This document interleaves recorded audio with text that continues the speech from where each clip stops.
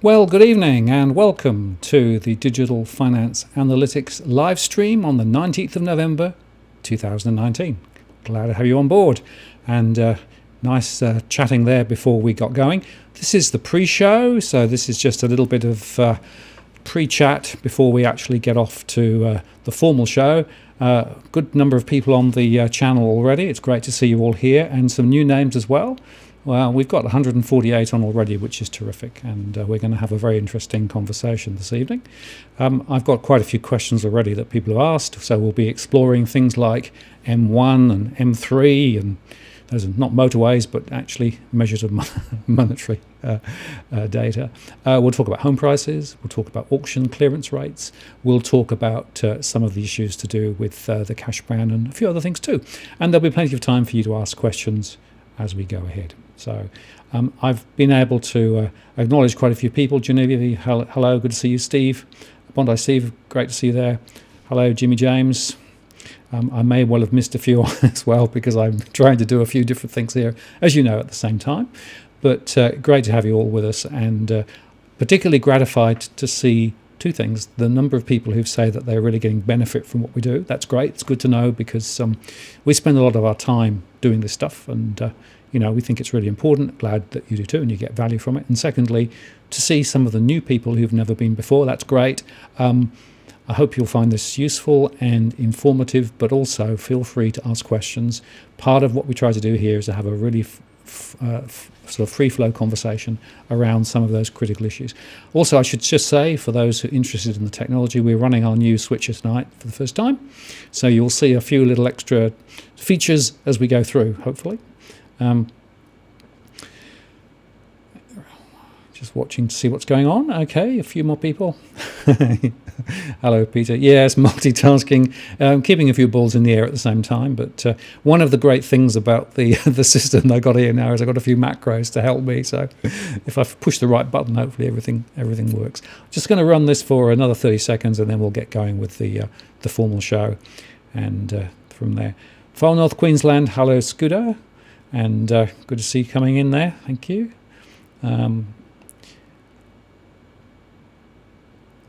Mellow Ball, hello, good to see you there too.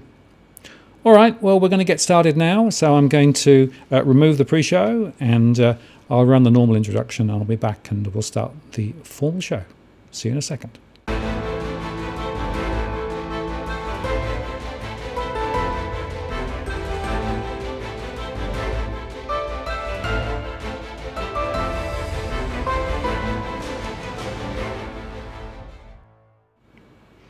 Good evening and welcome to the Digital Finance Analytics livestream event for the 19th of November 2019.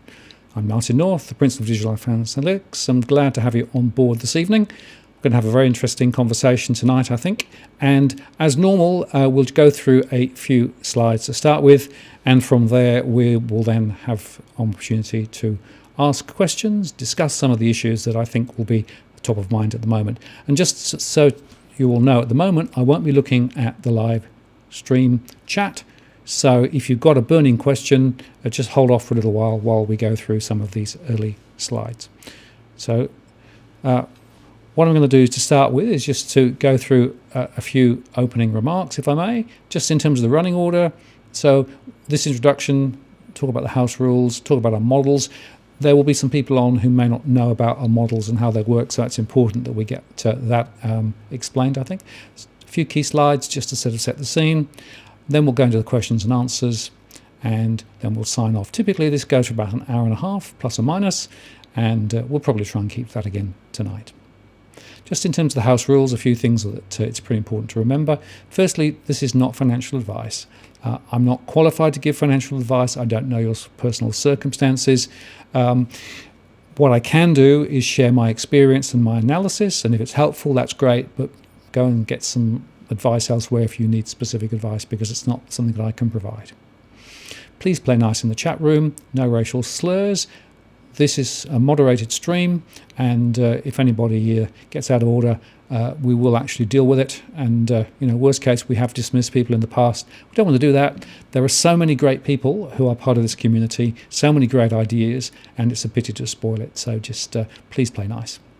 And this is as at the 19th of November 2019. If you're watching this subsequently, you'll know whether in fact I was right or whether I was wrong. Property prices probably went massively higher than everybody expected, but we'll see. Maybe not. If you want to get my attention, then please use @WalkTheWorld.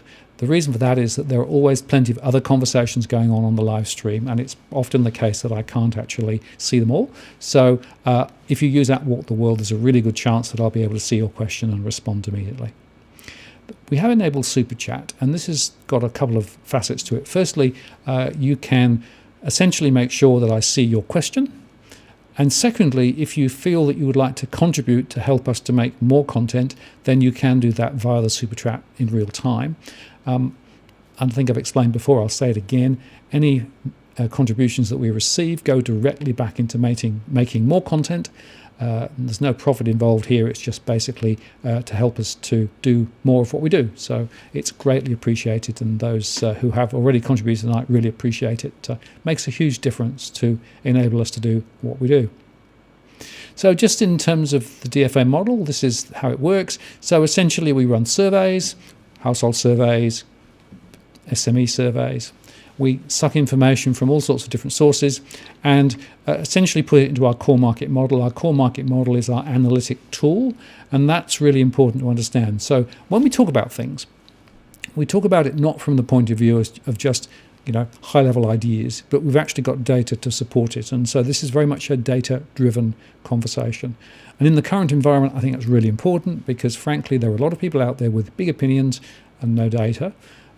What we try to do is to have the data and then build some opinions around it, but effectively it's showing the data, which is the thing that really DFA is about. And then that feeds our industry models, it feeds the blog, it feeds the YouTube channel, and we also do consulting for clients as well. And some of those consulting engagements help to fund what we do here as well. And we slice and dice the data so we can look at it from different types of customers, different types of households, different geographies, and we use segmentation. Segmentation is a way of understanding how different types of people behave. And so that's a very powerful lever when it comes to trying to understand what's going on. So we can slice and dice. It's like a Rubik's Cube. We can mess around with the data and essentially begin to see how the various elements work together. And now let me just touch on a few headlines in terms of up-to-date information. The Reserve Bank released their minutes today. Very dovish minutes, actually.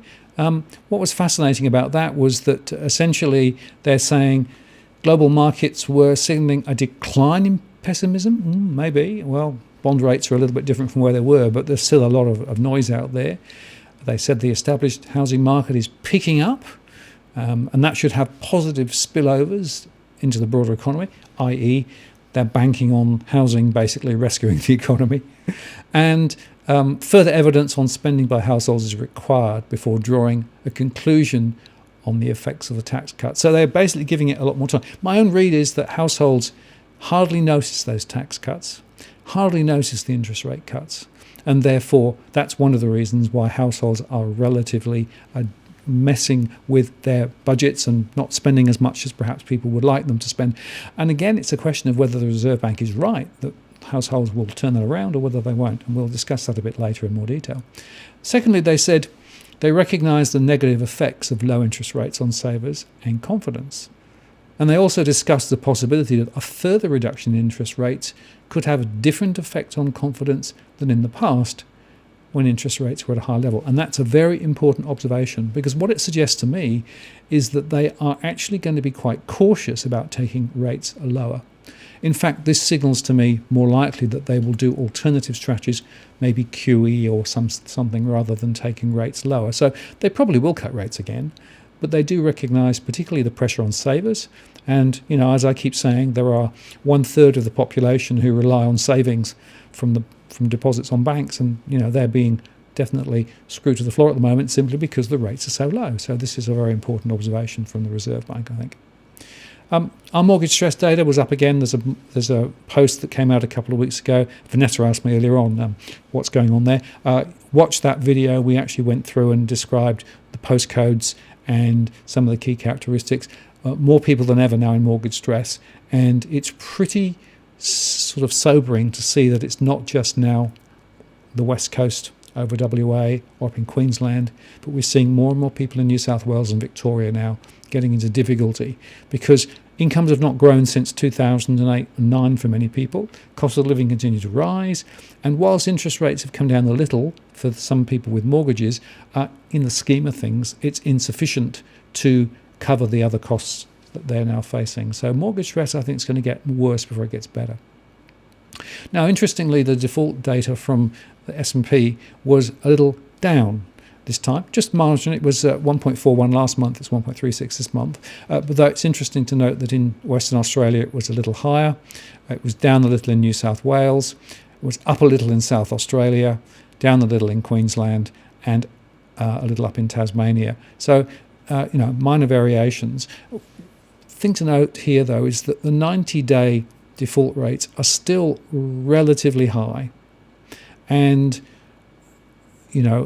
what S&P said was that this is a seasonal variation. It's nothing much more than that. So it's pretty important to understand that whilst, it might, from a headline perspective, look good, actually the reality is probably not so good. And just to say thank you very much, New Zealand content. Yeah, we'll try and get some more New Zealand content. Joe Wilkes is back. So Joe and I will be working on some more shows about New Zealand. Joe's been rather tied up the last few weeks, so hopefully he'll be back and working with us again quite soon. Now, going back to defaults, the delinquencies from Genworth, one of the LMIs, was up, and you can see that. We did a post on that some time ago. ANZ reported rising delinquencies, particularly 90-day plus, across the states. And the Reserve Bank, both in their latest speech and in the Statement of Monetary Policy, made the point that mortgage arrears are rising, including 90-day plus arrears, that the extent of housing loan arrears has definitely increased, and it's just worth highlighting that middle chart. That doesn't include the 30-day delinquencies. It's only from 90 days and above. So in a way, that's artificially stating the true state of delinquencies. But this is the other interesting thing. Mortgage arrears rates are significantly high, and there's a lot of negative equity.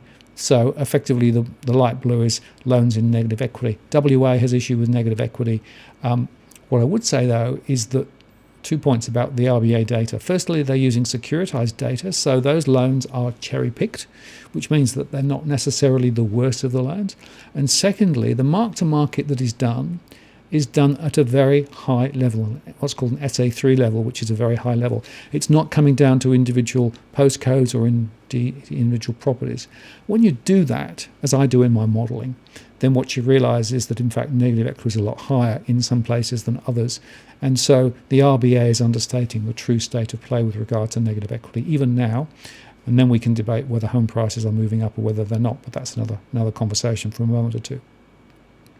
Now, just in terms of our financial confidence index, the point here is that the data from our survey shows that it's low now than it's ever been, 83.7, and it's not just one or two household segments, it's not just one or two geographies.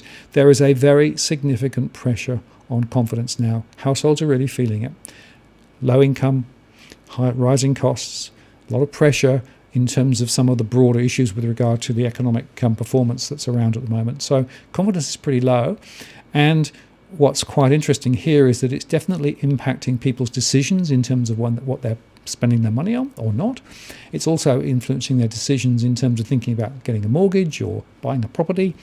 And so one of the reasons why I'm a bit sceptical of some of the most bullish news on home prices is that the real households that I interview are just not interested in buying at the moment. And in fact, ANZ came out today with more data on confidence. So the ANZ confidence indicator was down again. And they basically said that the labour market information was pretty weak. Yep, agree with that. And wages are still subdued. Yep, agree with that. And they actually said that the renewed weakness in the weekly reading of inflation expectations will be a concern for the RBA. That's true too. So pretty much wherever you look, there seems to be issues. Now, the interesting thing is that CBA came out today and said, well, actually, of course, it's all bad, other than households are massively interested in buying property. And I have to say that my analysis of what's going on through my surveys just does not resonate with CBA, so we'll see who's right. But I'm a bit more sceptical than they are at the moment. Business confidence, of course, is also falling. This is the NAB data. Both conditions and confidence are a bit off. Retail, of course, very significant pressure. Wholesale sector. It's interesting that mining and recreation and personal services are more positive. And finance and property, just slightly in positive territory too. But this is the real interesting thing. Retail, wholesale. And construction was a lot higher a couple of years ago. It's come way back now. So my own view is that construction will continue to be an issue. Retail, of course, continues to decline. 0.2% last month was the growth rate. That's very low. And, of course, people are now worried about moving towards Christmas. I think it's highly unlikely that we're going to see a significant spike in retail spending this side of Christmas. Households just don't have the funds. Where they do have funds, they're preferring to pay loans down rather than actually spend more at the shops. So I think this is a forward-leading indicator of more trouble ahead. And, of course, trend wages are weak. I don't expect any difference ahead. Public sector is a little better. So if you're in Canberra in the public sector, you're doing quite a lot better than if you're in the private sector in some of the other states. And it's actually quite interesting that the issues here is that the private sector trend is actually falling away further than the public sector trend. So there's been some, for example, in Victoria, in the public sector, there were some wage rises that were actually quite extended that's come through. But the private sector is where the difficulty is.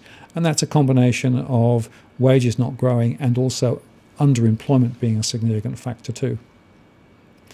Trade balance was a bit better than expected. A lot of people were expecting a much lower number. But of course, we're very reliant on the iron ore price, which has continued to slide. So I wouldn't be surprised to see some more pressures there as well. And, of course, new lending flows. It's worth just looking at this. So this is basically the flow data from the ABS. So this is new loans coming in. And it's interesting how everybody's been saying, oh, way, massive recovery in new loan flows. Well, just be careful. Total new flows for owner-occupied loans were 2.5%. But you can see, if you look at the trend carefully, that there was a bit of a rise in May, June, and July. And then it's sort of going sideways again. So the growth rates are actually not that extended, and investment loan growth for new loans is even lower than this. So to my mind, there isn't a massive amount of evidence of massive amounts of loan growth. And I did a video on this. You might want to have a look at it if you want more details on it. We went through it by each of the categories of lending and even some of the geographic areas as well, because it's not uniform across the country. So yeah, there is some growth, but it's not massive. And of course, total credit growth, housing is 3.1%. That's the lowest it's been forever. It's massively down. Owner-occupied housing is still at 4.8%, which is quite a good number.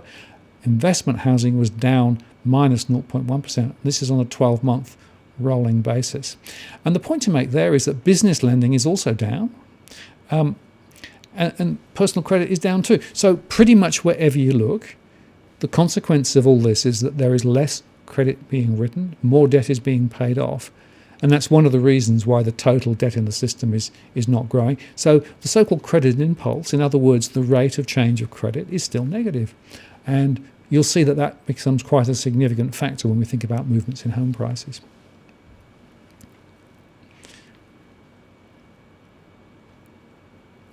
Now, a few other points.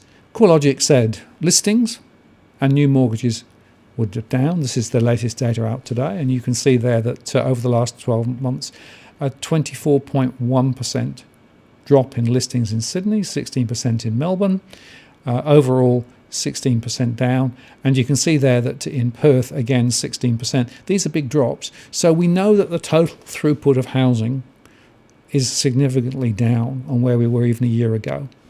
And the other interesting point is that CoreLogic is saying that the mortgage index, that's how they measure the flow of mortgage business, is also down as well. So you have to say, in that situation, with the mortgage flows down a bit and with the listings down a bit, is this a bullish property market? Does it look like it? Not sure. But that said, CoreLogic has come out with the latest and greatest data today, saying that in Sydney, prices are now up 6.26% over the quarter. There was a 0.23% change on the day. In fact, John Adams and I did an emergency post tonight on the Interest of the People channel because we feel this is such an important story. Melbourne, of course, up more than 6%. And it's worth saying that both of those areas are still underwater from peak, but over the last year they've now moved back into positive territory based on the CoreLogic data. But just to remind you that REA, who has the biggest flow of transaction data coming in through their Home Track series, came out with a post narrative said 0.8% price rise in Sydney over the quarter. So who's right? Is it 6.26% over the quarter, or is it 0.8% over the quarter? I don't think they can both be right, but it's interesting how all of the property spruikers and indeed all the media fixate on the CoreLogic numbers. And so one of the things that John and I are doing is just making the point that when you actually go to a single source and basically just rely on that single source without any cross-checking and cross-referencing, that can lead to significant error. And there are some things we know about the CoreLogic index. For example, they lost the Home Track data feed some months ago because the contract ended. But there are other things we don't know because it's very much a black box mechanism. So we'd be quite interested to get more information from CoreLogic about precisely what data flows come in and what assumptions they make to be able to come up with their indices. But I have to say, my own data and the REA data is much more aligned. So I tend to think that REA probably has a better finger on the real pulse. And by the way, I also get a lot of information from a lot of real estate agents. And there are some who are saying, no, it's definitely hot in some areas. But I'm also getting more who are saying there's no evidence. Transaction volumes are really low, prices are really low, and we're seeing no recovery at all, particularly units, and particularly in the Western Sydney area, for example, and some of the outer suburban areas in Melbourne. Perth is still struggling. Some areas of Queensland are struggling as well. So I think we need to be very careful about leaping to conclusions that suddenly the property market is remarkably buoyant. And just to give you a little bit of sense of that, Tim Lawless came out with this tweet saying, cause celebration or commiseration. According to CoreLogic's daily indices, Sydney housing values moved back into positive annual growth today, following Melbourne, where the annual change turned positive earlier in the month, but is still down 8.8 and 4.7 from the 2017 peak. So these sort of U-shaped recoveries, a bit sceptical, I'm afraid, at the moment. And just, this was something that came over Twitter. If you take the annualised rates from CoreLogic and apply it to Melbourne and Sydney, you can see that basically it's saying that Sydney prices are going up 45%.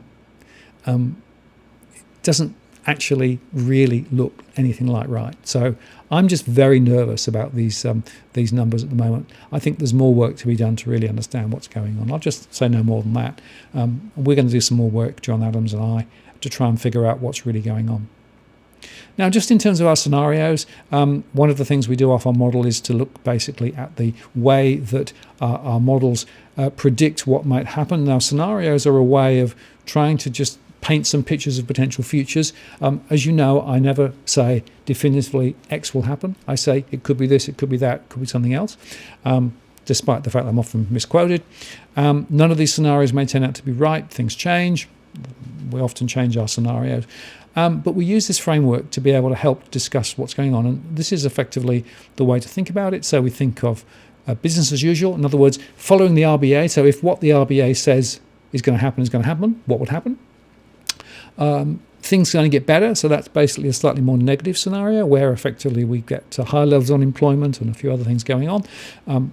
Not yet doomsday, Armageddon, Ireland 2.0. That's basically following Ireland. And Iceland, which is our doomsday scenario where effectively banks fail and don't get bailed out. So what we've done is we've actually updated our scenarios. Not a huge amount of change this month.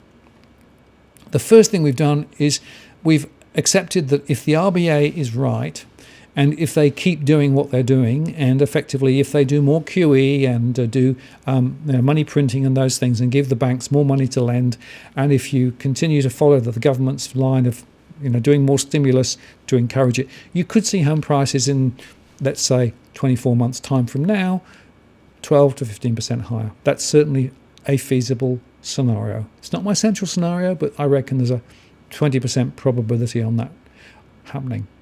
The question is the Reserve Bank right in making the calls that it's making? Remember, the Reserve Bank is suggesting that unemployment should be down at 4.5%. don't think that's going to happen. It's going to be closer to 5.25 in my view. Amount of mortgage stress, roughly where it is, maybe slightly higher. Bank losses, slightly higher. But effectively enough momentum in the home sector because of the government stimulus and because of the ultra low interest rates and because of the fact that money will be handed to the banks to lend, will be forced to lend because they'll be charged negative interest if they don't lend. So that's sort of the baseline scenario. Then if on the other hand we see higher levels of unemployment, and as a result of that we see more credit rules, fiscal stimulus, more QE, the chances are that we're going to see prices in a couple of years' time negative rather than positive, compared with our baseline back in September 2018, just to be clear about where we're starting from. I think we are seeing potentially a small uplift in prices, although I don't think CoreLogic is right in terms of how much of it. I'm expecting a little rise, but then next year I fall away again because the broader economic parameters, to me, are not sustaining a more significant rise. Not yet doomsday is a more significant scenario where we've got higher levels of unemployment, where effectively we've got a bank gets into difficulty because of that high level of unemployment. The default rates are quite a lot higher, and that's got a 25% probability. The previous one, I moved up from 25 to 28% this time around. The Armageddon scenario, which is effectively the bail-in and the bail-out and very, very high levels of unemployment and liquidity crisis and international issues flowing in over the top, leads us to still a risk of a 30 to 45% fall. Now, the 30 to 45%, as I discussed the other day with the swagman, was that over, if you look at it in absolute terms, true value on property is 30 to 40% below where it currently is. So it's coming back to fair value, which is why we come to that number. And then the last one, where effectively a bank is allowed to fail, I only give that now a 2% chance. I'm pretty sure that if a bank got into difficulty, there will be bail-ins and there'll be bail-out and all those things. But nevertheless, I think it's highly unlikely that a bank will just be allowed to fail because of the ongoing consequences if that was to happen. So that's my current scenarios. And you can see the relative weighting there. So basically what we're saying is that, somewhere in this couple of two scenarios here is probably the most likely scenario, but frankly, it's quite difficult to know precisely how this is going to play. Too many variables, too many externalities, and frankly, a lot of political will to try and support the property market to, come hell or high water. Never mind the high levels of debt, never mind the fact that many households are already in difficulty. Okay, so that's my introduction. I hope that's been of some use to you. Let's now go back to the chat, and I'll pick up some of the questions and then see where we go from there. I'm just going back up through the chat to see where we are.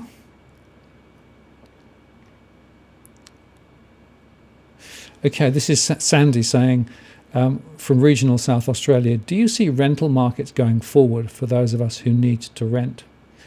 Thank you for your hard work. Thank you, I appreciate that. And look, rents are definitely not rising at the moment. In fact, it varies a little bit location to location. So certainly in Sydney and Melbourne, particularly in Sydney, rents are down.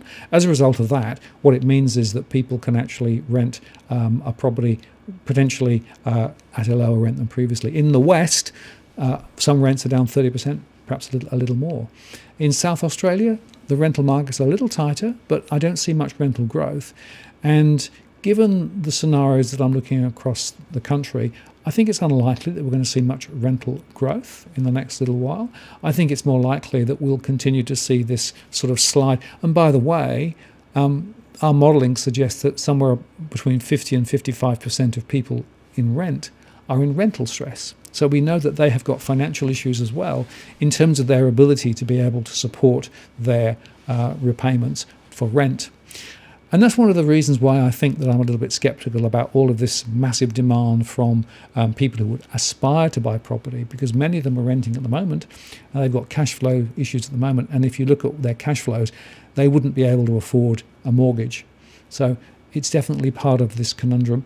I think it's a bit unlikely that we're going to see massive rental rises. And by the way, there's still a lot of new properties coming on. These high-rises that are being built and not sold. In some cases now those are being let for a period of time to try and get some money come in, even if it's let by the developers. So there's more supply in a number of areas. Canberra is a good example, Sydney, Melbourne in particular. I see it on the Gold Coast as well, and in Brisbane. So I think if you're a renter, you may well be able to do rather well. And by the way, some of the things that my survey suggests is that people have had more choice than previously, so that's quite interesting. Okay, this is from Lost Aussie. If the Aussie market relies solely on housing, the government has no choice but to pump money into keeping it propped up. Is it possible that the country will end up going broke? And well, it's interesting. Can a country go broke? Well, the answer is, I suppose, in theory, yes. Look, the fact of the matter is, if you look at the government debt, it's actually quite low relative to many other countries around the place. So there is fiscal space. It's one of those sort of terms that's thrown around the place. There is fiscal space. So if there was a wish and a need to effectively puts investment into the economy, it could be done. But of course, the government is essentially not wanting to do that because it wants to protect its surplus, because it made a promise, silly promise in my view, but that's there.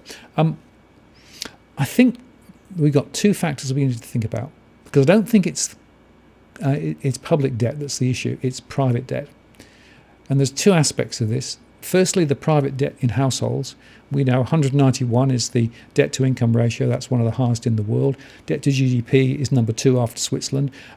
We are massively leveraged, and of course it's not uniformly spread across the whole country or across all households. There are lots of households with massive amounts of debt. And by the way, the debt is often understated because of the way that loans are reported. That's another story.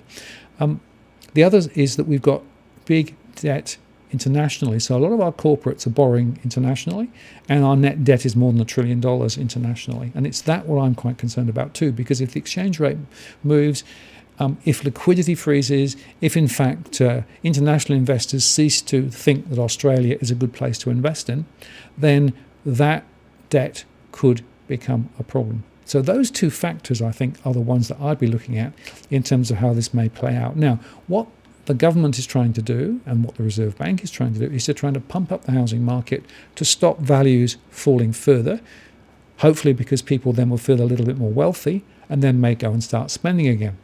Not sure they will, but that's certainly what they think. They're also trying to encourage more demand so that the construction sector picks up. Of course, construction is absolutely on the floor at the moment. There's very low levels of new approvals compared with what we had previously. We're seeing a lot of construction people with minimal work now compared with what they had previously. And we're seeing a number of half-finished buildings where the builders have actually just gone out of business. There was a post I did the other day about bankruptcies in the construction sector. So all of that is a very critical issue. Now, what we may see is a stimulus from the government looking specifically at infrastructure. And in fact, there were some announcements today in South Australia and a couple of other areas too recently to essentially try and drag forward some of those shovel-ready projects to try and actually apply some additional economic momentum. The question, of course, is how successful that will be, and to what extent can the construction sector that's been in the high-rise sector switch across to building bridges or other things, and that'll be an open question. So I think it's not so much we're going to end up completely broke. I think that we're just not going to see much growth. I think we're going to see the debt growing more. And then, of course, the question is, with little growth and bigger debt, how is that going to be serviced? And that's the longer term question. I think the final thing to say is, of course, that there are people like the MMT school who say, well, actually, this is precisely the time, with interest rates ultra low, that we should be borrowing more and we should be investing in, big infrastructure projects and even, things like universal incomes and those sorts of things. Maybe there are some consequences of that, though, in terms of inflating the debt and having to deal with it later. But it's worth looking at some of those alternative models, and I probably can't go into MMT in detail tonight. I think it's probably time to have another conversation about MMT, because certainly in the US, some of the candidates over there in the US are definitely talking about MMT as a way of trying to actually do a reset, a green reset, to create essentially momentum around doing new projects and funding them differently. So that may be something. But again, the question is, does that lead us to the right outcome? Maybe, maybe not. So I hope that's helped. Complicated, but that's my view. Okay, what else have we got? Questions. Okay. Nishant says, DFA should start producing your own index. Well, now that's interesting. I do have data, but the things about indices, I should say, is they're averages, right? And the problem with averages is they don't tell you anything really useful, right? I'm always a great believer in getting granular and looking at very detailed information down to a postcode level and below. So I know that there are a number of postcodes in Sydney, for example, where prices are at 15, 20%. Most of those are at the top end of the market. Most of those are on very, very low volumes. And most of those are individual properties with very significant characteristics that are one-offs. I also know that there are other postcodes, for example, North Ryde, where prices are still down 30% in high-rise, or if you go out west to Liverpool and Campbelltown, where prices are down 20%, and those are houses as well as apartments. And we also know land prices are down there too. So if you take the positives of, the top end of the market and the negatives of the western suburbs and jam them together, what do you get? Well, you get something which doesn't tell you very much at all. So that's the real dilemma about an index. And in a way, I respect REA a bit, because up till now they haven't come up with high-level indices. They've deliberately reported the information in a realestate.com.au at a postcode level. And I actually think that makes more sense, because in a way, these indices take on a life of their own, right? And then they start driving decisions and driving behaviours and driving the media.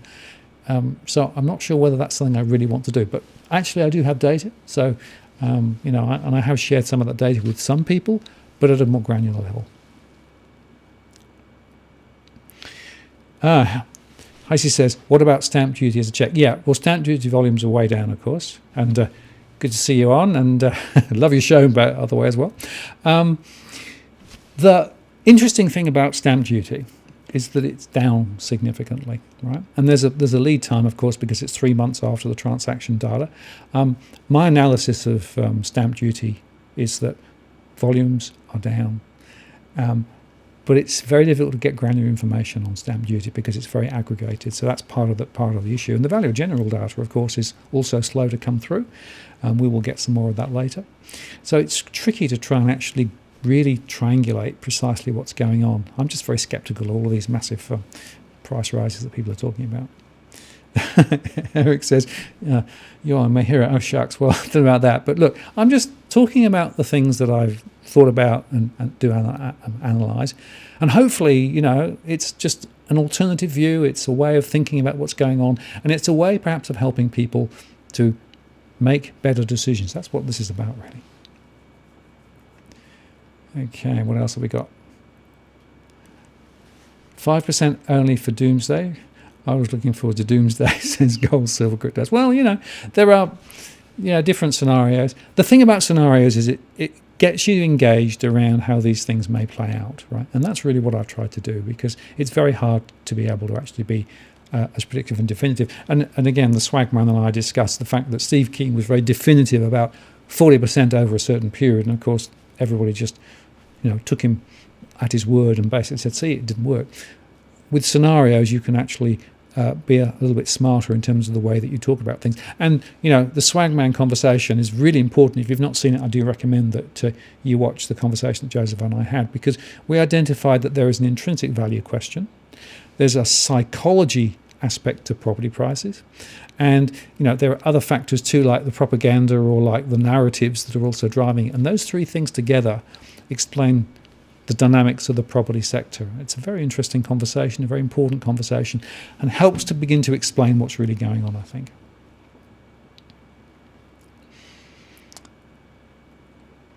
Okay, good. I think I've probably caught up on most of the conversation questions. What's that one?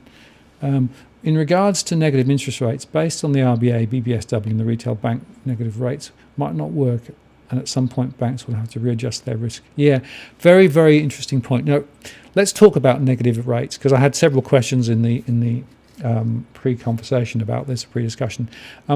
So negative rates work at two levels. The first way is that as QE starts, essentially the central bank buys certain assets, mortgage-backed securities or loan portfolios or whatever, right? And it generates effectively more liquidity for the banks. So basically the banks get more money from the Reserve Bank. That money is earmarked to be lent on and to turn into more loans. To encourage the banks to lend, they would be penalised if they held those balances at the central bank rather than if they actually lent them. So that's the first step in negative interest rates. So negative interest rates nothing to do with retail rates, it's to do with the rates between the central bank and the main banks. And in Europe, what's interesting, you look at Germany, look at some of the others there, when they've started charging the negative rates, banks have still decided not to lend more money. So that sort of assumption has proved not to be a very good assumption. The second point is that on the deposit side of the fence, as it were, there's a limit to how low banks can take deposit rates down, because at some point people decide it's no point in keeping money in the bank at all, and they actually then pull the money out of the bank.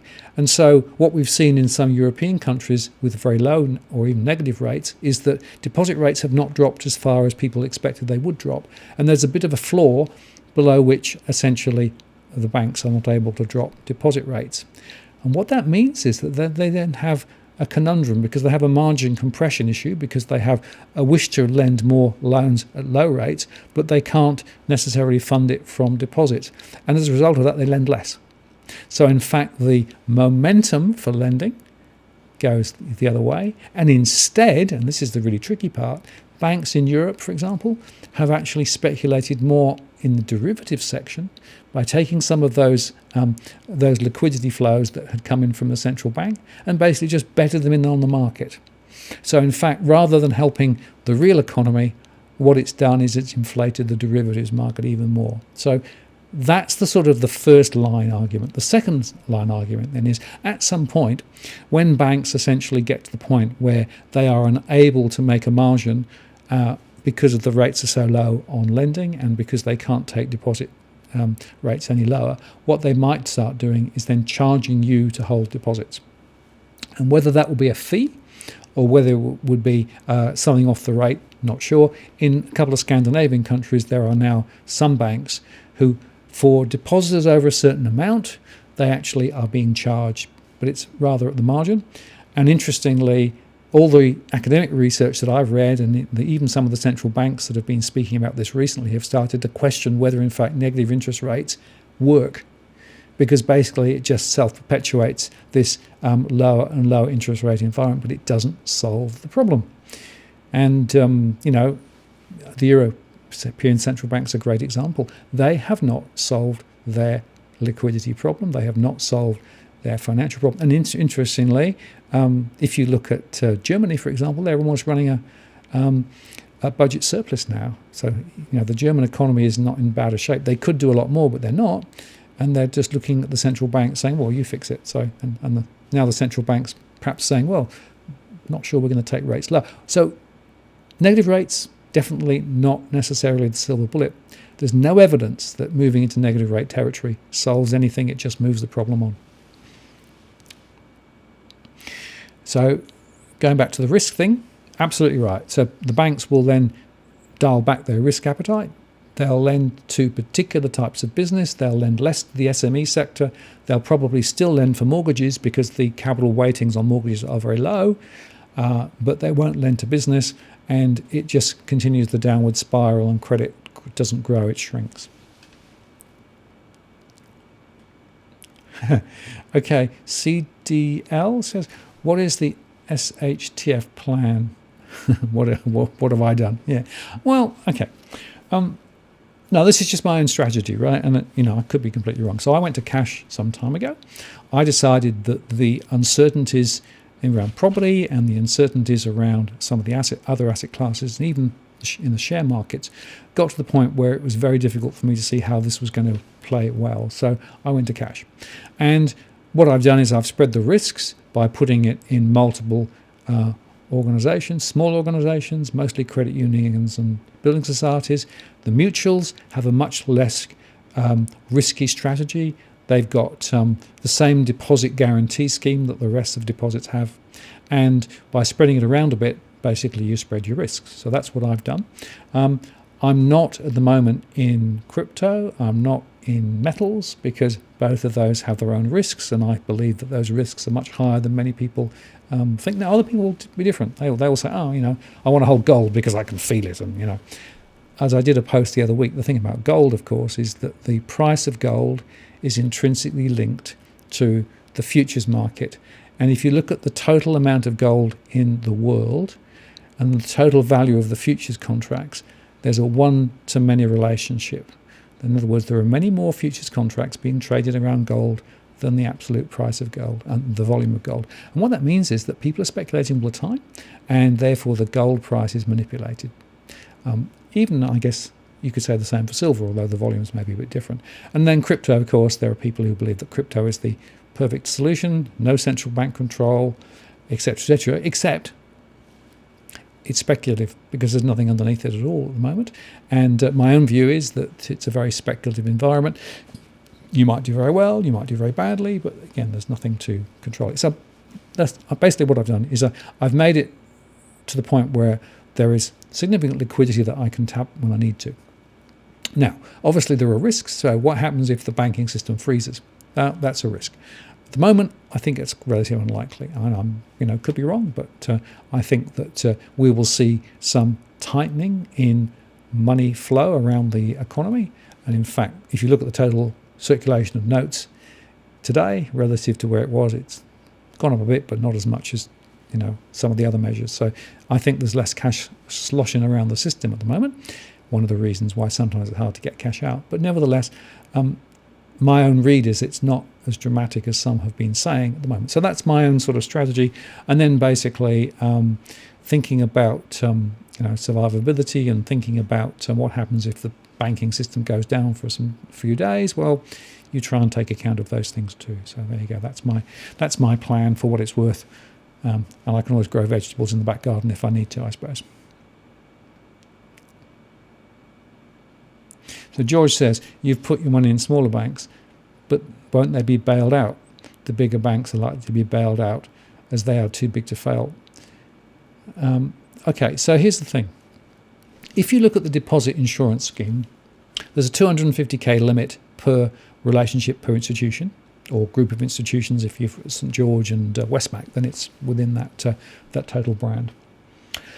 There's also another limit, which is the total amount of deposits which a single entity could be essentially protected against, right? And that's something like 20 billion or something. So if you're with a big bank, the risk that I see is that there may not be enough in the scheme to cover all the deposits in that big bank. Whereas in the smaller organisation, they actually have less chance of going over the top of that limit. First point. Second point, the mutuals and building societies are significantly less risk-driven, less profit-driven, more leveraged in terms of deposits relative to things like derivatives and those sorts of things. So they're much cleaner businesses. And I think in many ways they're much better run because they're run for the benefit of their members rather than to maximise profit. So my own read has been that they are the ones that I bet on. Now, I could be totally wrong. It could well be that the big guys, are too big to fail and therefore they get rescued by the government. They probably will. But I believe that relatively speaking, the risks are lower with some of those smaller mutuals. That's my own personal opinion. Could be totally wrong. Okay, Damien says your thoughts about HSBC and other banks. It's worth looking at the list of banking institutions on the APRA website that are included in the deposit guarantee scheme, because some foreign entities aren't covered. Some are, some aren't. So ING, for example, I think HSBC is as well. So they will be covered under the deposit scheme here, but it's only for depositors in Australia and for the local subsidiary in Australia. Now, the issue with some of the international banks is, of course, if they go wrong internationally, what happens locally? And a good example of that was Bank West, that was owned by one of the UK banks, and basically had to get bailed out, and CBA took them more than a decade ago, right? So there's an extra risk, I think, with those international banks because of that international axis.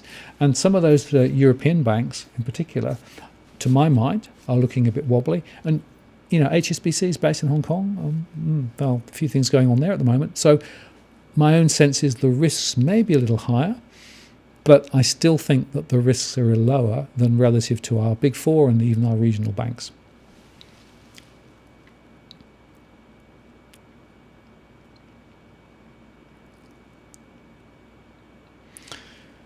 Okay, what else have we got? Oh, there's Tony Locantro. Hello, Tony. Good to see you. I'm going to talk to you tomorrow and get a show done with you. It should be fun. Okay, what else have we got? Tom, just wanted to appreciate your contribution there. Thank you so much. That really is great. Thank you. Okay. Yeah, a bit of a discussion there about hybrids. Yeah, some of these hybrid bonds are really quite interesting. So there are various categories of bonds in the banking sort of structure, and there are some of the hybrids are convertible. So effectively, you get quite a good coupon, but you might be converted later into equity. And of course, the issue is if you are converted into equity, at what price is the question. And that's, by the way, the same discussion as you have with deposits. So if deposit bail-in were to happen and you converted deposits to equity, at what price would you be converted to equity, and could you then get out subsequently? So these more sophisticated structures and these risks of being converted in a crisis are real. In Australia, it's all very unclear. In New Zealand, it is crystal clear. So if you haven't done so, it's worth going and looking at the open banking resolution in New Zealand, because New Zealand has been very, very transparent about how deposits would be treated, and the fact that in a crisis, a bank would stop from falling over by converting deposits, bailing them in, and providing support for the bank going forward. So there are powers that APRA has potentially to do similar things here, although of course they deny that they've got them. And there is an IMF directive on Australia to sort this out and give APRA more power to deal with resolution of banks. And there was a paper published quite recently by APRA on their thinking in terms of banking resolution, which I'll do a post on in due course.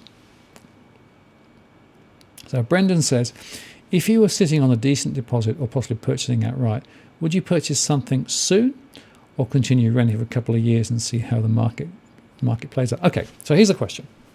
Are you purchasing for somewhere to live, or are you purchasing for somewhere to invest? Because ultimately, if you are going to buy a property for somewhere to live and you're less concerned about the capital growth of the property and you're more concerned about, security and, shelter and all those things, it's still not necessarily a completely stupid time to buy. There might be good prices, there might be good properties, buy in a good street, buy in good locations, and you probably won't be doing too badly.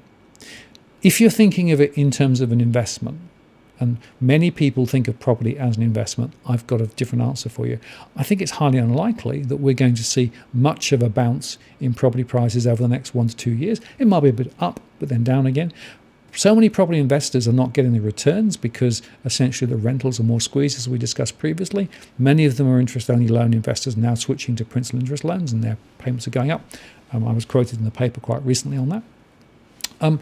So investors have a much more complicated formula to work out whether in fact they can do anything or not. And my own view is property investing at the moment is probably not a very smart move. And in fact, some of the smart money came out of property investing 6 to 12 months ago and are still out. There are others who still are being enticed in, buy one of these wonderful new high-rise, never mind the quality of the construction. Big questions about the quality of construction. So I think it does depend. I said earlier on, rentals are probably going to continue to, be relatively low. And if in fact you can rent and maybe save a bit as well, that may give you more flexibility later. But it comes back to, I think, ultimately, why do you want to buy in the first place? Joseph says HSBC is based in the UK. Sort of, but it's very strongly connected to Hong Kong, so it's very exposed. Okay, what else have we got? Okay, I missed one. Yeah. Rumpelstiltskin says you'll get a delayed warning. That's probably right. Yeah. Yeah. It's very interesting just on HSBC. If you look at the exposures that they've got to China and to Hong Kong in particular, they are very much exposed to that. And of course, the unknown in Hong Kong is how this is going to play out. But clearly, Hong Kong is in recession. It's been in recession for 2 quarters now. China's looking quite weak in terms of some of the forward numbers that I'm looking at there. And they've rescued 3 banks, I think, so far in China, and basically have restructured them and allowed them to continue. China's investing big, but they're not investing big like last time. They're investing in different things. They're still building a lot of infrastructure, and they're still building bridges to nowhere, and high rises to nowhere too. So there are some questions, I think, about the status of the China economy, and any bank that's leveraged into that, I think you've got to think quite closely about. All right, now I had a few questions, so I'll just go to 1 or 2 of those questions now. So Scott asked beforehand, is there not an opportunity arising for a small, lightweight, online deposit-only not-for-profit bank that guarantees 0% rates and immunity from bail-in? Well, would be very interested to see whether anybody could make that work. Economically, I think it would be very tough to make it work. The reason for that is that there is a need for a bank to make some sort of margin somewhere along the line, right? Now, if they guaranteed not to pay below, and potentially they could then lend, maybe, but I think the numbers don't necessarily work that well. Online, yeah, there's a lot of demand for online. My research suggests many people will be quite happy with an online bank, and there is an absolute crying need for an organisation to essentially take deposits. What I would say is that some of the recent new entrants have been very unsuccessful in getting deposits coming through the front door. So I think that would be the barrier as well. So I'm not sure that, Scott, that would actually make a whole lot of sense. Now, I saw there's a few questions. Okay, let me just go there.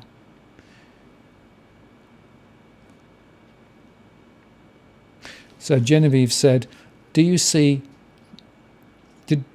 the WA Q&A? Yes, I did. In fact, I didn't see it live, but John Adams mentioned it to me. And of course, it's all the stuff that John and I spoke about a couple of months back on our Mandra posts.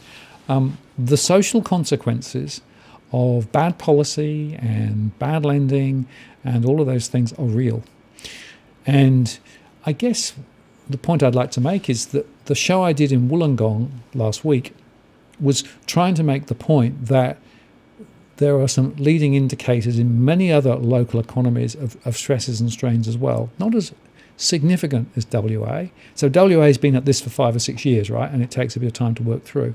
But there are some early leading indicators, lots of police signs, difficulty in terms of actually finding businesses who want to actually take premises, a lot of construction that maybe won't be solved. Those are quite similar stories. So I'm afraid that the social consequences of this stuff is where we are going to have to focus. So, I said to John the other day, we're going to have to really get further into the conversation about the consequences and the so whats of this poor policy, because it isn't just financial, it isn't just an academic exercise. It touches real people, and those real people get into terrible trouble, and often, they don't leave with their shirt, so it's a big deal.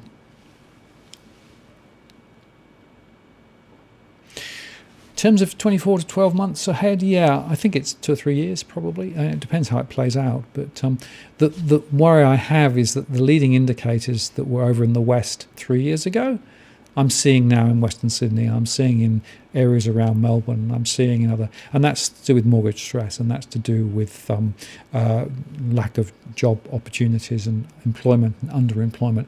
All of those leading indicators, I watched them grow 2 or 3 years ago in the West.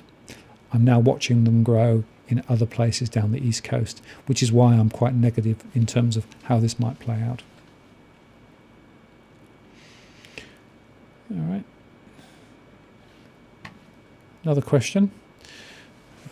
Mr. Nugget is suggesting that we start gradually pulling any cash we have out of the bank accounts and gradually port the funds into cryptocurrencies and converting money into scarce metals such as gold and silver. This is before governments such as Oz invoke bail-in and cash limitation restrictions. discuss. Well, I will discuss in a second, but I need to just put another question up through, and it's this one here. Can you please clarify what you're looking at with M1 and M3? Is this QE? What's going on? And an explanation of the monetary aggregates might be good for the audience too. So those two are two parts of the question, because Nugget actually did a post the other day basically saying M1 has gone up dramatically and that's a sign of QE. Now, actually, there's another story that we should tell. So this is from the RBA aggregates report. And the first thing to say is that M1 is defined as currency plus transaction deposits with ADIs. And this is very important. Prior to July 2019, M1 was defined as currency plus only a portion of transaction deposits. The new definition brings M1 more in line with international reporting standards. From July 2019, the new framework for M1 was revised to 2002 using historical data. Historical data is not available prior to 2002. So the point to make there is that M1 has been redefined as part of this exercise, in fact, in redefining a whole lot of metrics. So bear that in mind. M3 is defined as M1 plus all of the deposits at ADIs, including negotiable certificates of deposit from private non-ADI sector. Broad money is defined as M3 plus other borrowings from private sector by AFIs. And the money base is defined as the holding of notes and coins by the private sector plus deposits of banks with the Reserve Bank and other Reserve Bank liabilities to the private sector. So M1 is the narrow measure, but now including deposits. M3 is the slightly broader measure. Those are the definitions. Now, here is what happened. So this is the M1, and you can see there this is a very significant rise, but that very significant rise in M1 is simply to do with the redefinition of the data. So this is not to be interpreted as RBA suddenly doing quantitative easing. M3, grown, but not the same extent. Broad money, mapped quite similarly. And the money base, and it's worth making the point that the money base has not grown anything like as much as M3. So what I said earlier on about the fact that the notes and coins in circulation relative to the total economy is lower than it's ever been, that's what that data is saying. But my point there is that M1 and M3 tells you what's going on. The reason that M1 changed was because of a change of definition, not because of RBA QE. And in fact, just to take that slightly further, change of existing financial aggregate data, the more detailed guidance likely to result in changes to the financial aggregates. The new guidance in principle place of residence will lower owner-occupied lending and make higher investment housing lending. So there were some changes in the investment lending data. And M1 will be higher with the inclusion of all transaction deposits. However, given the holistic nature of the changes, it will be too early to say what the broader impact of the introduction is. Now, let me just come back to that chart and I'll just show you now it in full. Right, so there you go. Now, what I was saying, just to be clear, M1, it's gone up dramatically. The reason it's gone up is because of the fact that we now have got a redefinition. M3, season adjusted, hardly any change. Broad money, quite similar. And the money base quite low, right? So that's the data that I was talking about. I should have switched across to the other camera and I didn't, so I apologize for that. And then just to go back over what I said, M1 will be higher with the inclusion of all transaction deposits. However, given the holistic nature of the change, it's too early to say what the broader impact of the introduction is. So, the key point to make is those changes were all to do with changing the data, nothing to do with RBA doing QE. So now let's go back to that question.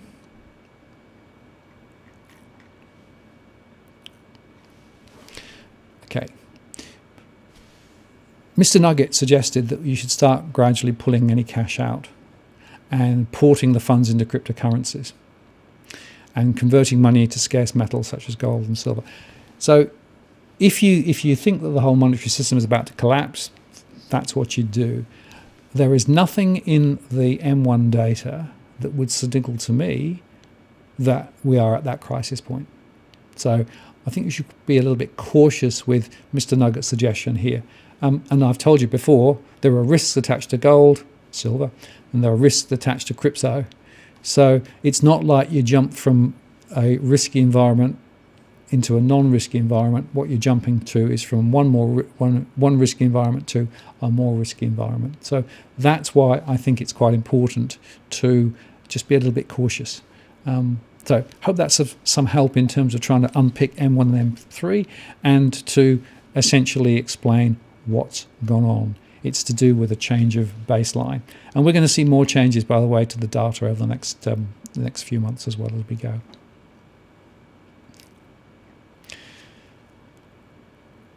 Yep. Sorry, Steve. Yes, you're right. I forgot to flick the graphics across. Hey, what can you do? You have to get better staff, is all I can say. Okay, now what about wage growth? How can the government get it moving into the right direction? EGS 123 able. Well, it's a very interesting question because the wages data, as I showed earlier on, is very weak. And it's part of a global problem. In fact, wages are weak around the world, not just here. And so if you read some of the academic papers that I've done, they're trying to say, well, it's to do with globalization because effectively you can get things done more cheaply elsewhere rather than here. It's to do with computerization and digitalization and all those things. It's to do with the reduction of the power of unions and their ability to negotiate. And it's to do with the big multinational companies and their ability to push their own agendas, and all those things are all part of the story.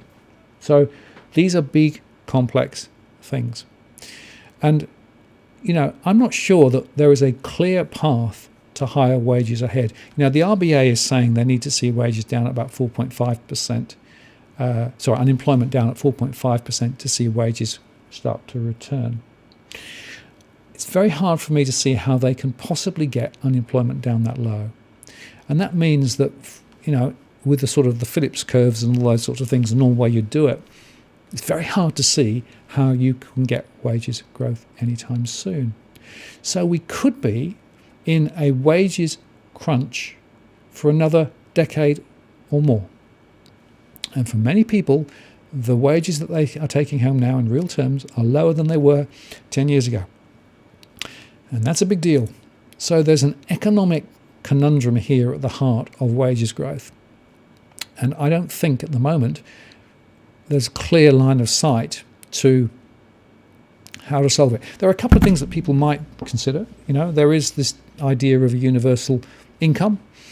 That's an MMT type of thing, right? Basically saying, well, if we give people more money to spend, then they'll spend it, and that will help to basically drive more economic activity. But, gee, that costs quite a lot to do. You can try and target wage growth. That was done in the 70s and 80s in some countries, but never worked very well because basically there were always ways around it. The other thing to bear in mind is the gig economy, and I think the gig economy is probably part of the reason. We've got more people in part-time work, in fragmented work, in odd hours here and there. So the nature of work has fundamentally changed. And if you put all that together, then my own perspective is I think it's highly unlikely that we're going to ever see the wages growth momentum that we had even a decade or two ago. It's going to be much more fragmented. It's going to be much more spread. But if you look at those at the top of large organizations, CEOs, the ratio between those CEO pay levels and the standards have gone through the roof. So what I would be thinking about is maybe there's some things we need to be thinking at the top end of the town to pull some of those back, because maybe that will give us a path then to perhaps sharing the pie more equally. The problem that I see is that inequality here in Australia and in the US and elsewhere around the world has got worse. It's been supported by the QE and it's been supported by central bank policy. The rich have got richer, much richer. The rest are much poorer, and the middle class is being absolutely squeezed. And at the moment, I see no real appetite to address that. Now, UK is interesting, of course. There's an election running on there at the moment, and the Labour Party there has gone quite hard left and is trying to advocate a whole series of policies to try and tackle wages growth. But if you look at those policies, they're sort of back to the 1970s again. There's not a lot of innovation in my mind. So I'm not sure that, one, they'll be successful, and two, I'm not sure that they'll get voted in, basically looking at the polls that we're seeing there. So I think wages growth is a real conundrum. Joe Wilkes says, in New Zealand, there's only $6.2 billion in cash. That's less than $1,200 per person in the event of a banking issue occurring to the 5 million population. That's all the cash we have. Yeah, we've got a very low level of cash here in Australia too. Now, call me a conspiracy theorist for a second. Is that partly to do with the cash ban? I know there's a big discussion in New Zealand about the future of cash and, should you keep as much cash? I got very frustrated with the cash ban because basically this is a civil liberties issue. This is a dumb policy, and hopefully everybody on the channel here put their submissions in and we'll see what happens. But no, it's very interesting. The amount of cash in circulation is a lot lower than it's ever been, and that's a big deal. Okay, what else have we got?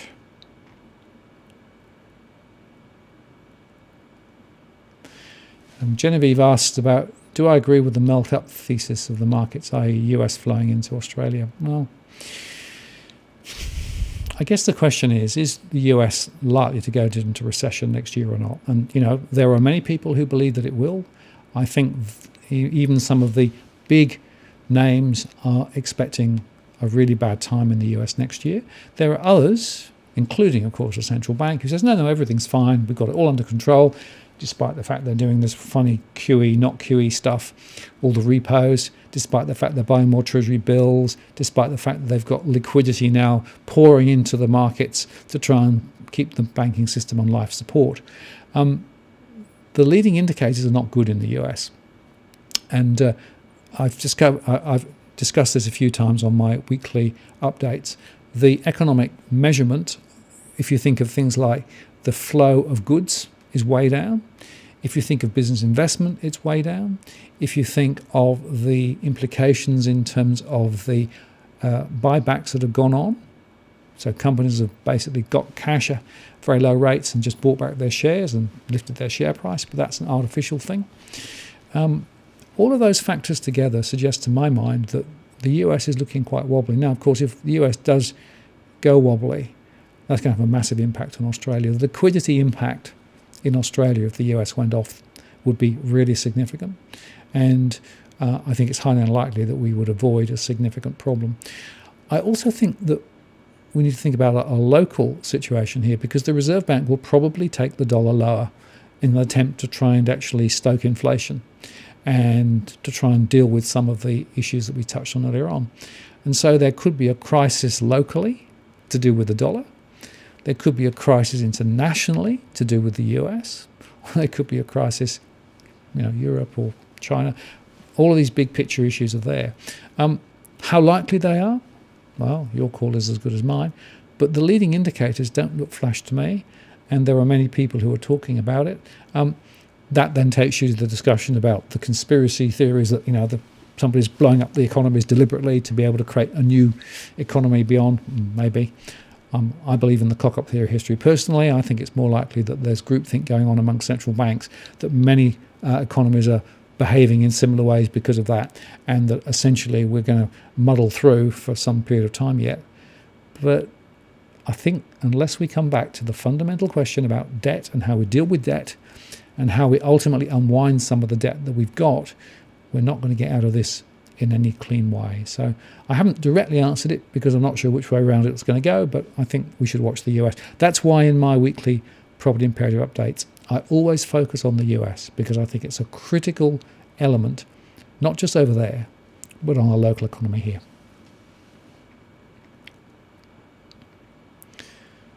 Okay. Yeah. So there's a comment there saying that the US and China thing is looking pretty wobbly. It is, yeah. There's some good news and bad news, good news, bad news, swings all over the place. It's an ideological fight between the US and China. That's the problem people need to understand. And even if we get a phase one agreement, and they agree to buy more pigs from the US and what have you, the underlying currents between those two economies is really, really worrying in my view, because we are talking about ideology here. We're talking about the very basic assumption drivers of different economies and different philosophies. And that's, I think, the thing to watch. So Rodney says, do unconfirmed auction results get confirmed at some point? Where is the updated data available on a weekly basis? Auction clearance rates. Yes, well, I had a number of people beforehand asking about auction clearance rates too. Look, it's clear to me that there are some funnies in the auction clearance rates. We know the number of auction clearance rates that are listed. We know the number of auctions that are listed ahead of time. And in fact, Cookie Boy puts them up pretty much every week on Twitter, right? In a Sydney, 400, 500. And then we get 700, 800 reported. How does that work? Well, I think it's because what happens is sales that were already made get rolled in, and essentially there's also some double counting. And we also know that the geographic areas in some cases have got to be bigger. So they've sucked in, other areas that perhaps wouldn't have been in the original numbers. So the auction clearance numbers are very wobbly. And what I find fascinating is everybody sort of saying, massively high auction clearance rates, but the volumes are still quite low. And then if you dig in a little bit further, you'll discover that the basis of the calculation is a bit shaky. And there was a very, very good post on Heisey Said, where he actually took this apart. If you've seen it, go look. It's really interesting because basically the domain numbers that they quoted were miscalculated. So there's a whole bunch of miscalculations. There's also a question of clearance rates that were prior rather than the clearance rates that were actually on the day. And I have a feeling that some of those are actually added in for effect. So my belief is you can't trust the auction clearance rates. And by the way, there's always a bias towards real estate agents supporting sales when they've actually been positive rather than not. And of course, many are not disclosed from a price perspective. So ask yourself the question, how do those price data flows get into the price indices?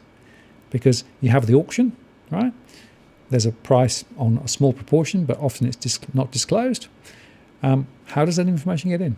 In fact, the only source that I can see is the REA data set through HomeTrack, because there, real estate agents are required to put in the data to be able to take a property from for sale to sold in the system. So that's the best source, and that's the one that's talking about a 0.8% rise in Sydney over the last quarter. So just word to the wise.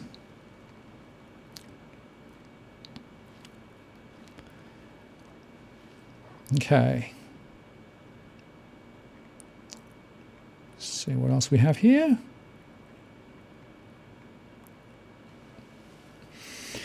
Okay, I'm just going back to my other questions here. This is, again, stuff that's coming beforehand. Do you think that the RBA and the federal government can perpetually hold the economy and the real estate market up through interest rate cuts and when they are exhausted QE? Well, they'll certainly give it a damn good try.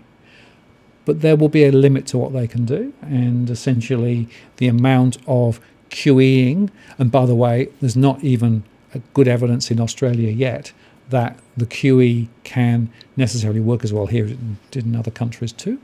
Not least because there's a quite limited pool of assets that can be QE'd, so that'll be an interesting thing in its own right. It's a big deal. So they'll try. There's no doubt in my mind that the RBA and the federal government will do more unnatural acts. I've spoken about unnatural acts before to try and support the economy.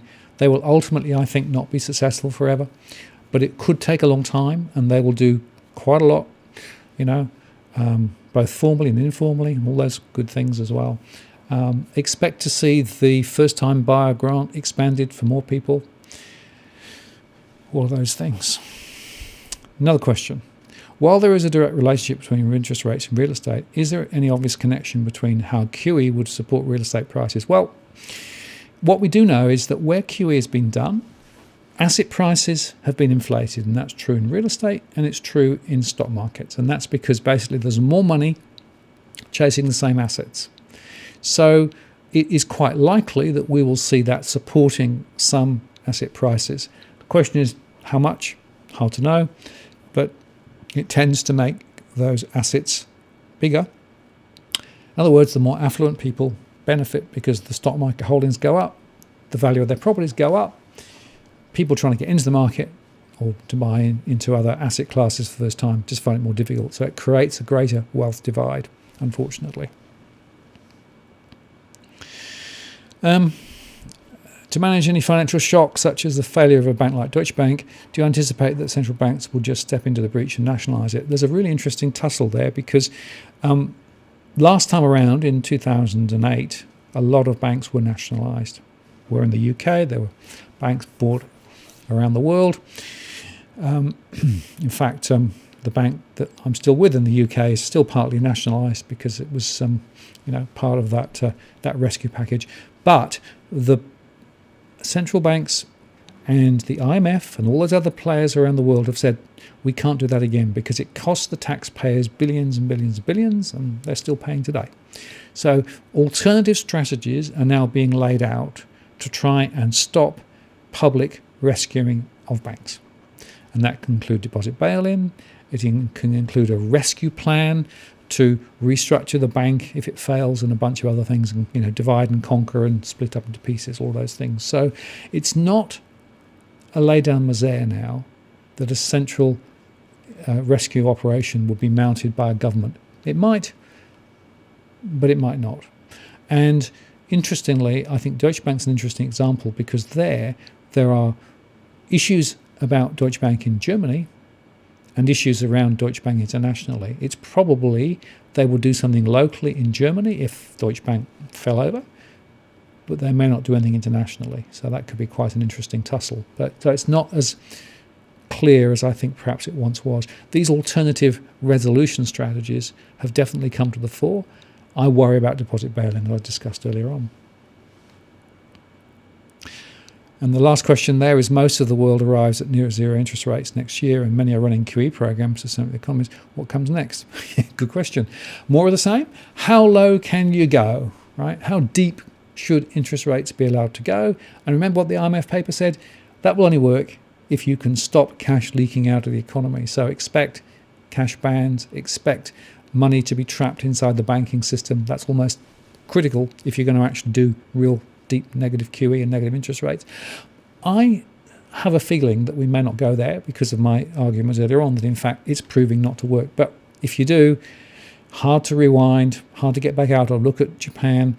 The Japanization of economies around the world is what I'm worried about, because I think we're laying the same traps as the Japanese currency did and country did a decade more ago, and they really haven't got out of it. So far, I've not seen anybody track back out. The Fed tried to lift rates. They then tussled with the markets won, and now Fed is on a QE bias again. So very tricky. Okay, let's just go back and see what else we've got.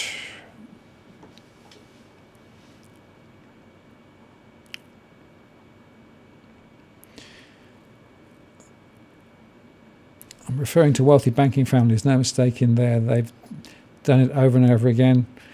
Yeah, so there is an interesting discussion to be had, probably not on this channel at the moment, about the role of some of those very well-connected families and those sorts of things there.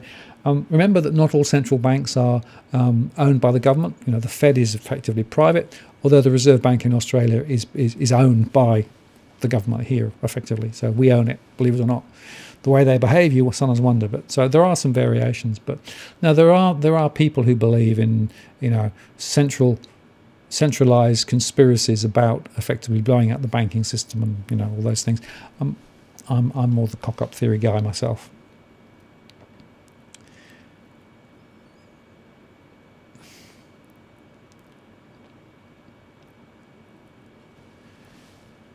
Yeah. Now Joseph makes a very interesting point. Should we be talking about different generations rather than nations, monetary policy, money creation by debt in the digital age? Yeah. I'm worried about this intergenerational thing that's going on, right? So we've got an older generation sitting on significant assets, and most of that's in property, You've got a younger generation who's struggling to get in and perhaps have different sets of values. And you've got people in the middle who are sort of, trying to get in or just, in property at the moment, but with no real hope of income growth, lower levels of asset growth, potentially, and higher levels of risk in terms of employment, unemployment. And then curly bracket over the top, and this is the one I think we should be talking more about, climate change. To my mind, we can't avoid the true implications of climate change in all this. And, the fact that in Australia we're just ignoring it is very, very concerning in my mind, because this is going to have huge impacts on the economy. We're already seeing it in the farming sector. We're seeing it, of course, in all the fires and those things. But we're also seeing it in things like, for example, property. So the value of property close to the coast will go down as sea levels rise. The amount of sea level that's being predicted is now 2 metres to 4 metres, much higher than people expected earlier on. That will risk thousands and thousands and thousands of properties that currently today are actually very valuable properties, but in a generation will be worthless. This is a big deal, right? And so I think there needs to be some joined up thinking, and unfortunately we don't have it here in Australia or perhaps in other places too. So there are some big picture issues I think we need to think about, and I think the intergenerational conversation is a very important one. But I think there are also some common issues that all the generations need to actually corral around. What I can tell you is that the previous baby boomer generation is responsible for a lot of stuff. I'm responsible for a lot of stuff because I'm one of those as well. But the way we lived is not sustainable, and that is a very important point, I think, to make as we go forward. Okay, what else do we have? Bondi Steve said it's time for a break. It's 9:18. Yeah, we're getting close. 9:26 now, so we're pretty much at the end. Okay. Bryce says, will this be uploaded for later viewing? Yes, it will. So there'll be a full version of this particular thing uploaded, including all the pre-chat. And then there will also be an edited version with a couple of behind-the-scenes clips as well. So they'll both be available, and they'll be up tomorrow. So I'm just going to come back to the last part, so the last couple of minutes, and then we'll call it a night. So just in terms of where can you get more information about DFA, look at our blog. The Digital Finance Analytics blog is where I put all the information about what we're doing. You can get in touch with me directly via the blog. You can subscribe on the blog, and you'll see all of the posts from the YouTube channel, but a lot of other stuff too. So that's worth subscribing to. And just so you know, we've got a good number of people there on the blog. You can also support us via Patreon. A number of people have. We really appreciate that support. Helps us to continue to do what we do and to pay for the work that we do. Or you can make one-off donations via PayPal. All the information's in the comments below, and also on the site as well, and on the blog.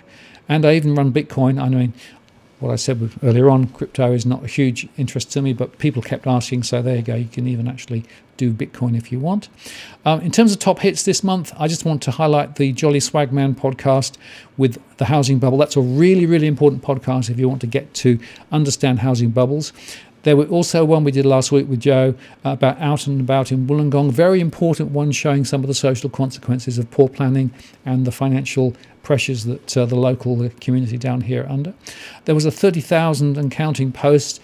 We have more than 30,000 people on YouTube. I just want to say thank you to all of you who support me in what I do on YouTube and come back and keep commenting and being part of the community. Terrific. Add up all the other channels, including Twitter and my blog, and I've got 60,000, just over 60,000 now.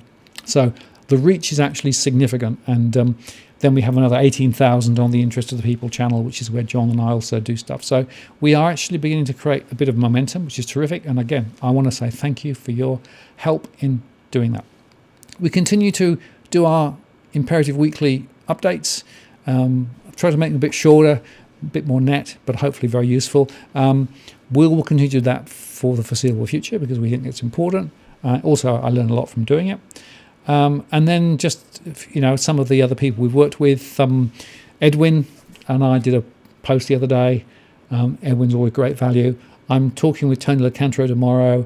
I'm also talking with Chris Bates, our mortgage broker, in the next few days, and he'll be on the show. And I've got some other guests planned as well. and of course still working with John Adams on the Interest of the People channel, and of course we've been talking about the fishy assassination of Australia's property price debate, which is all about these indices. So go and look at that if you haven't done so. It's a very important debate. So I think that's pretty much it for tonight. I'm just going to have one last quick flick over just to see whether there's anything else that I've missed. I probably haven't answered all the questions. I never do. I really apologise. If there's something you want me to talk about, drop me a note and I'll come back to you privately. You can do that via the DFA blog straight away. But I think we're pretty much up to time. So thank you very much indeed for spending time with me tonight. It's been hopefully a good conversation. And the interesting conversation point is, of course, is that there are more stories to tell, there are more conversations to have, and I'm looking forward to continuing to share my experiences and my thoughts and my perspectives with you. And please share the posts, share these thoughts, and help to make people more informed. Remember, what we're doing here is providing a perspective, some ideas to help people become more informed and more educated. We don't necessarily, get everything 100% right all the time, but nevertheless, I think the perspectives we have are really important. I'm looking forward to doing another show with Joe. That'll be great. So we'll get New Zealand back on the radar again. Lots to talk about there. There's some good conversations coming as well in terms of some of the social consequences of all the stuff we've been talking about. And I'm sure we'll be talking about property price indices once again. So with that, I want to say thank you very much for spending some time with me tonight. It's been great. And I will look forward to catching up with you once again next time. There will be a post next month in December. So I'll look forward to seeing you then, third Tuesday as normal. And have a lovely evening. Thank you very much. We'll see you next time. Martin North from Digital Finance Analytics, signing off.